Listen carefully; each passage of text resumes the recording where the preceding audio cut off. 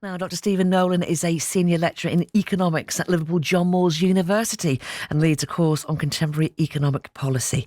Our reporter Mark Gare has asked him if the events over the past 24 hours are difficult, even for people like him, to keep up with. That contemporary is killing me a little bit in terms of workload. But, I mean, it's been obviously great for my students to have kind of evidence of what we teach them in terms of economics has real impacts.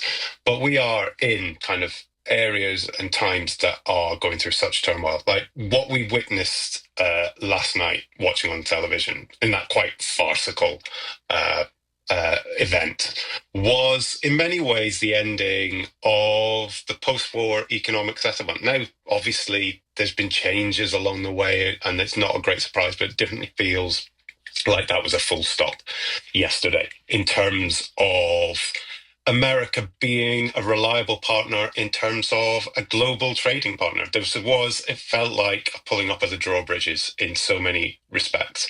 And really, it didn't feel like it was related to economics as much as it probably should be.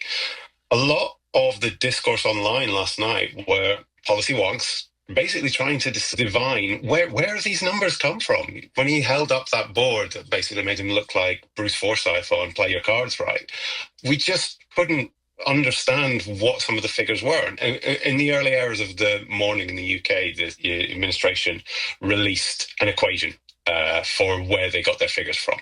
And doing it in maths, which economists like to do to make ourselves seem smart, but really it was quite crazy. So it's basically the difference between what a particular country was importing into the US minus what they were exporting from the US, divided by their total imports. And this essentially has no kind of recognition of the measures by which most trade economists would go. Like if you did a search on social media today for crazy, you're going to see a lot of economists saying that.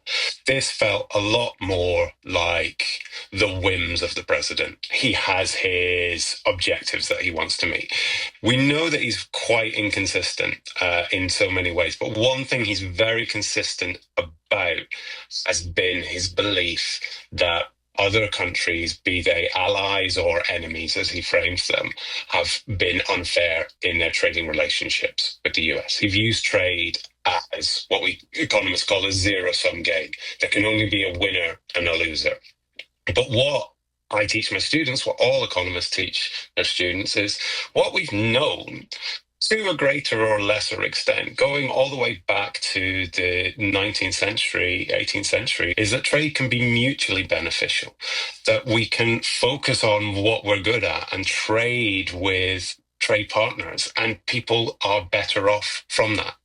Trump doesn't share that insight at all, and that's driving these kind of policies. Today, the stock markets across Europe have started with sharp losses. Do you think we need to sort of sit back a bit more and wait and see how things settle? Do you think we're reacting too quickly, or do you think we're in for a long period of uncertainty? People on both sides of the Atlantic are going to suffer. Definitely there is an argument for cool heads, and that seems to be the message that's coming out from the government at the moment. The message they're sending, to a certain extent, is what an economist would say. Obviously, tariffs are damaging across the board, but to the contrary to what President Trump says, they are damaging to the nation that levies the tariffs.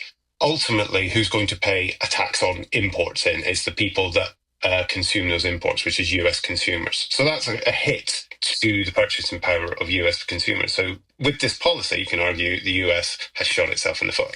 It's also, we get some splashback from that as well, because that means our goods are more expensive and people will demand less of it. So that's going to be a problem for our exporter firms in this country. But an economist would argue that if someone shoots himself in the foot, your response shouldn't be to shoot yourself in the foot to show them, to teach them a lesson. That way we get a spiral into a trade war. But that's the easy thing for economists to say in a kind of purely economic way. But there are other pressures for politicians and political actors. There's the influence that you don't want to feel or seem weak in response to policies that can be harming local or national businesses. In the Liverpool City region, we're a port city. We're historically linked to trade. And so these kind of barriers in that are going to have an impact on our business. We are therefore voters that will have a concern. And therefore, that's something that politicians will have to take into account. It's very easy for economists to say that the rational economic thing to do is not respond. It's less easy to be the politician holding the line. So there are real concerns for the government in terms of the budget in the autumn. There was already concerns about tax rises coming. Those concerns, I would say, are getting close to being certainty. There we are. That is Dr. Stephen Nolan. Now, even he's puzzled. Then what hope have we got? Trying to throw some analysis there. He's part of the economics team at Liverpool John Moores University and leads a course in contemporary economic policy. Talking there to our reporter, Mark Gayer.